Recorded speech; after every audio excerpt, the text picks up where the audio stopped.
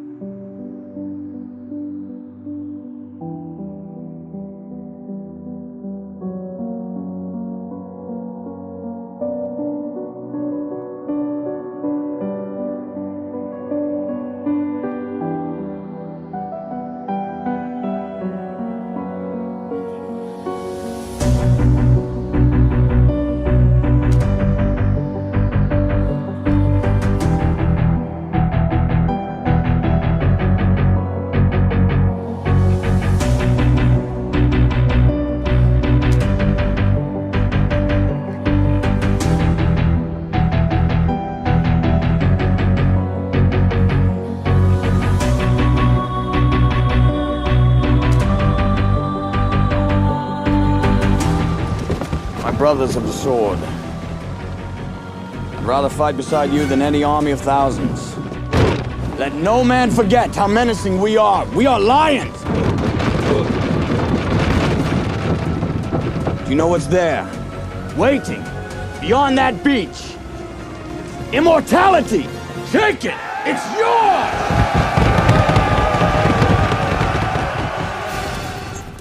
Yeah, that's a good question. Why haven't we seen widespread adoption of crypto? It's been 10 years now almost. And I really have my own theory on this. I think that for peer-to-peer payments, it really doesn't make sense to be sending people Bitcoin right now. If I were to take an Uber with a friend and I was like, hey, let me split this with you in Bitcoin, I'd first have to tell my friend to download a Bitcoin wallet. I'd have to explain to him probably what a seed is and what a public key is, and and that's just too much if we're just trying to go out and take a ride on Uber. And then by the time I actually do send him the $10 to split the Uber, he has to wait 10 to 20 minutes to actually receive the money. He's going to lose a portion of that to a transaction fee, somewhere between probably 5 cents and 30 cents right now. The price volatility might move like, who knows, 2-3% at that time. And then if he wants to actually cash that money out to an exchange, you're going to have to go through the KYC and all that to actually set up your bank account and actually sell the crypto for US dollar. So it really doesn't make sense right now for people to tell their friends, hey, download this app and let's I'll pay you this way. Especially when there's other apps out there like Square Cash or Venmo. But I think Logos actually comes in here and can solve a lot of those problems. So first of all, we of course alleviate the slow block times. Our settlement is under 3 seconds usually, and we also have very low to almost zero fees. Price volatility will be a lot less since you're not waiting 10 to 20 minutes. Instead, it will be only 3 seconds. You can then, in addition to that, we'll also have some tokens. So if somebody comes and develops a stablecoin on our platform, you can actually transact in stablecoin, which means there will be no volatility loss.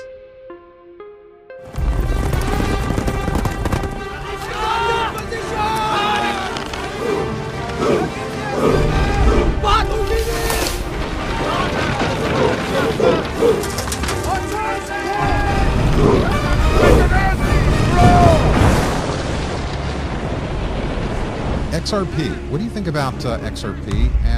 And yeah, no, this was the hard one of the day. Yeah, what do you think about XRP?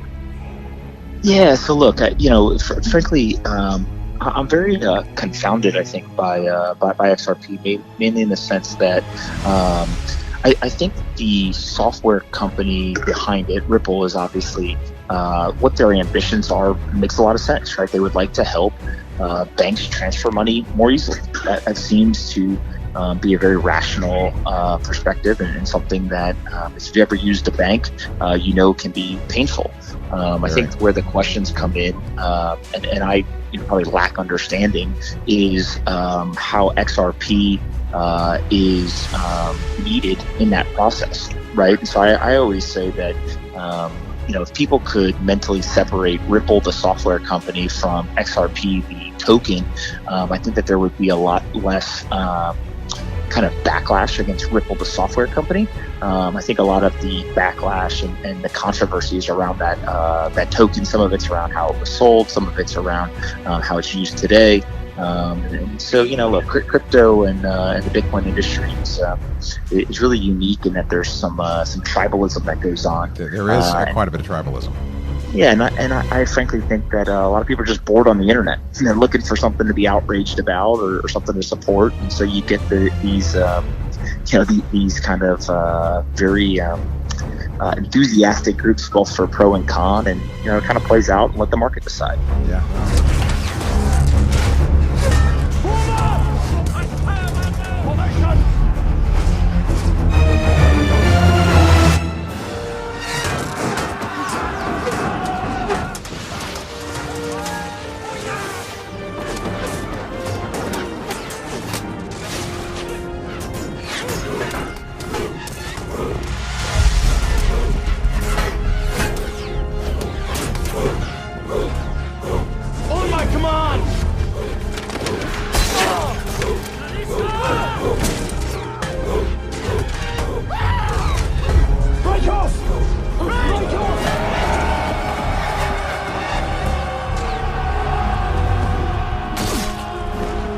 So why do you start a fund that is denominated in Ripple? In XRP?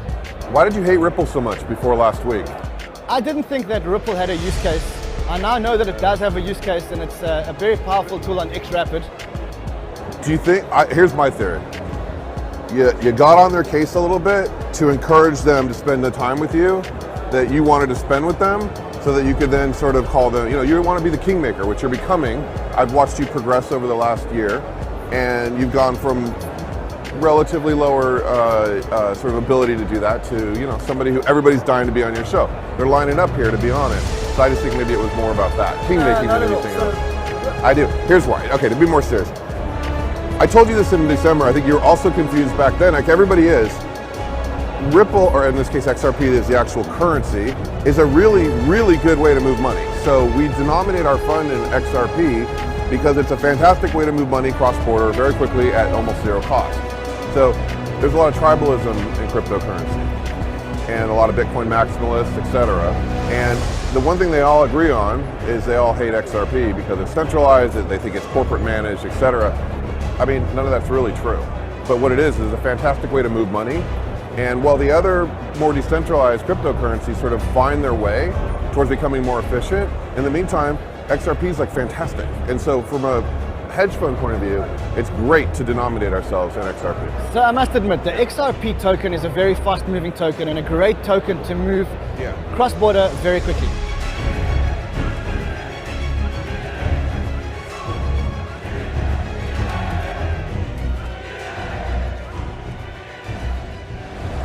Get in the battle, you'll take the war. Give them too many battles and the men will forget who's king.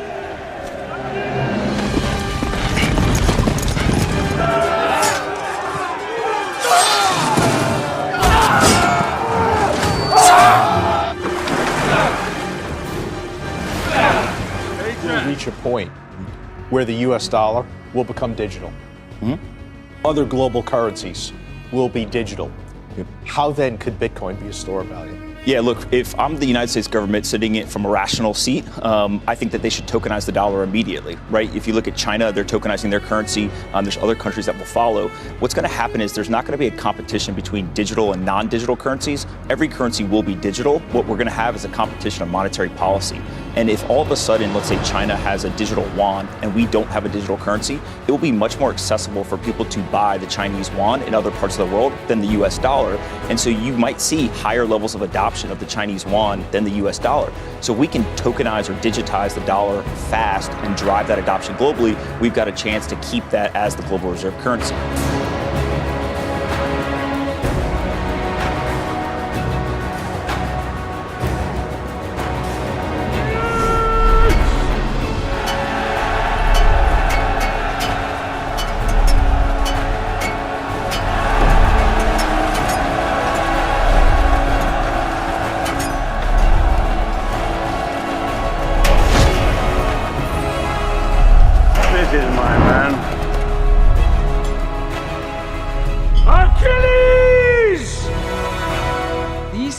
needs to listen to and understand markets. Need not be guided by market, but it certainly needs to listen and understand. But it also needs to listen and understand the people. Because a currency is, after all, a public good that belongs to the people.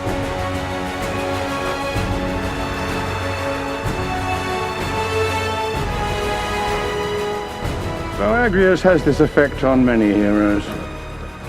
Careful who you insult, old king.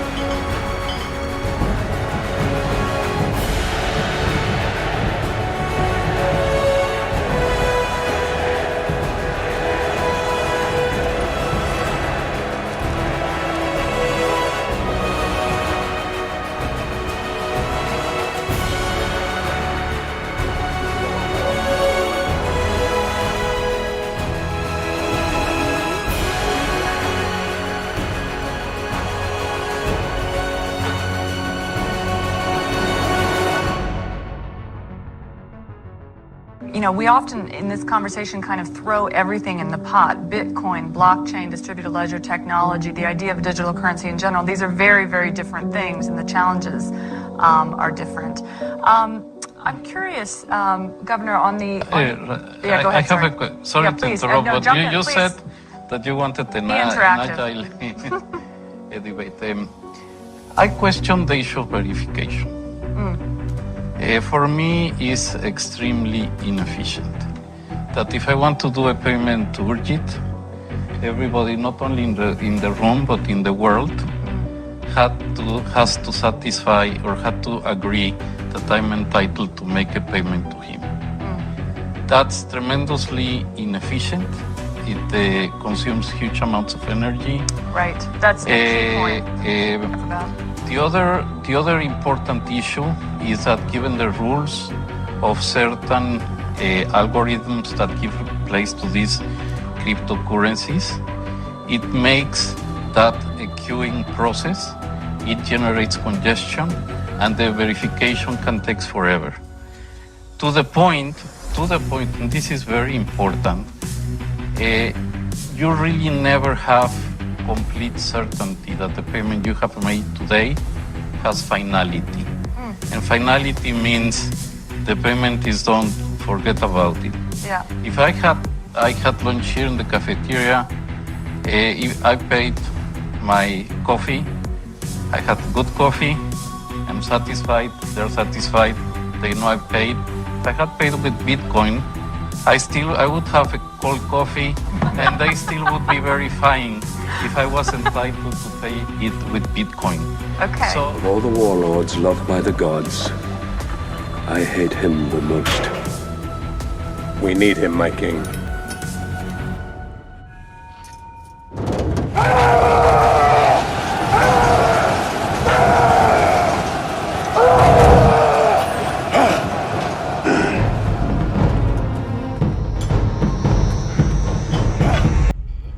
I make the joke that, are you going to use a Bitcoin or a fraction of Bitcoin to buy a cup of coffee? Well, it's going to take hours to complete the transaction. Your coffee's going to get cold.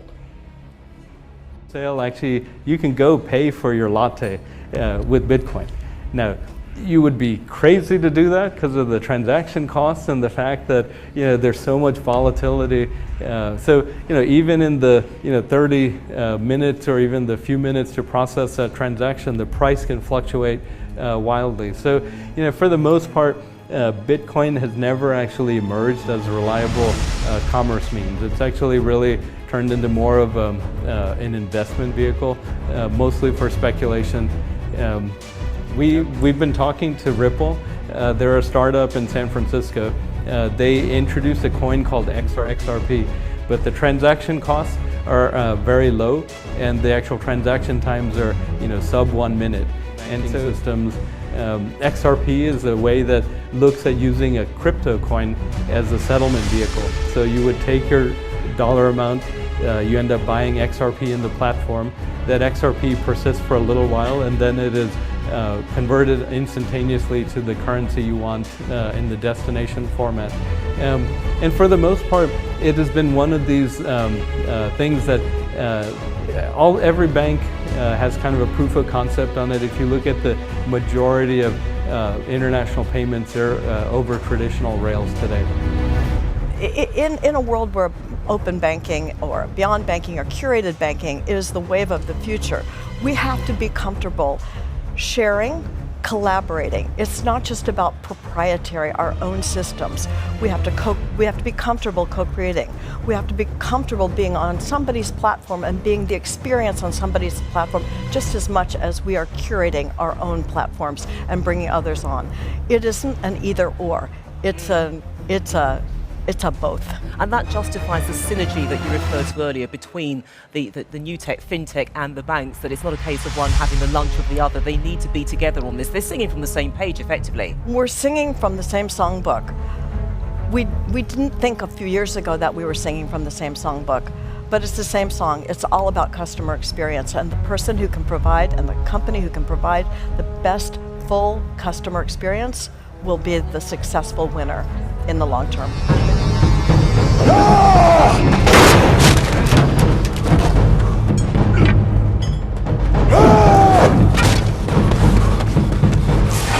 a lot of discussion here this week around the different emerging technologies. How do you see that really driving this new era? And you're right, because each era, there's not just the driver, it is what enables you to move to that next stage. And you've heard a lot around blockchain over the years, and we've got bored of proof of concepts. We've now got bored of pilots, and we need to move into an era where we see scale and commercialization. And a lot of the meetings this week have been about, okay, you know, the other banks wanting to sort of get in on that act, and they want the rule book. They want to know what the fees are. So that is going to enable it, and that's in the near term. And then we can explode that.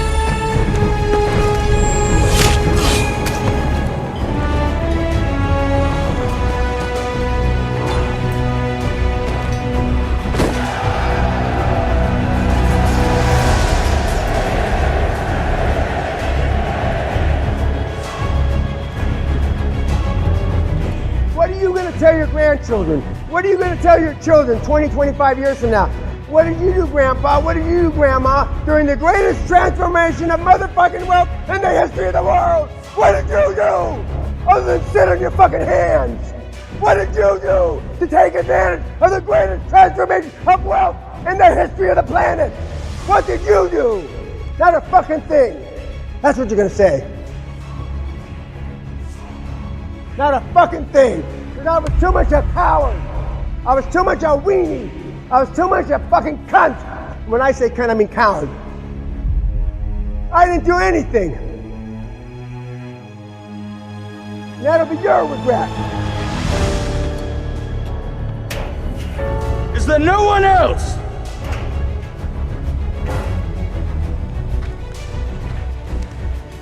Is there no one else?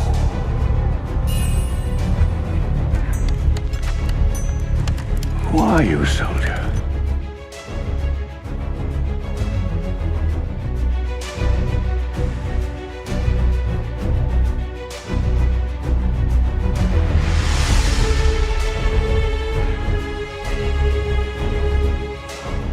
Well, you know, for us, we have this commitment to compliance, and we think that solving the regulatory puzzle in the United States really unlocks a lot of capital that really can't trade on a foreign exchange that doesn't have proper AML KYC controls or proper compliance. So we think we can actually add tremendous amounts of value as we're working with the regulatory agencies in the United States. Do you have to conform to the rules of a securities exchange then, Bill? Which, I mean, I would imagine a lot of exchanges would want to avoid because it's a lot more paperwork. Well, right. So, you know, today we trade things that are definitely not securities. You know, that's one of the things that we screen for. We want to ensure that these are utility tokens that we think are commodities. Is Ripple, where do you stand on XRP then? Well, I mean, we don't like to speak about any individual token because as an exchange, we like to remain market neutral. But Ripple is one of the tokens that trades on our exchange, and it has gone through review and ongoing review.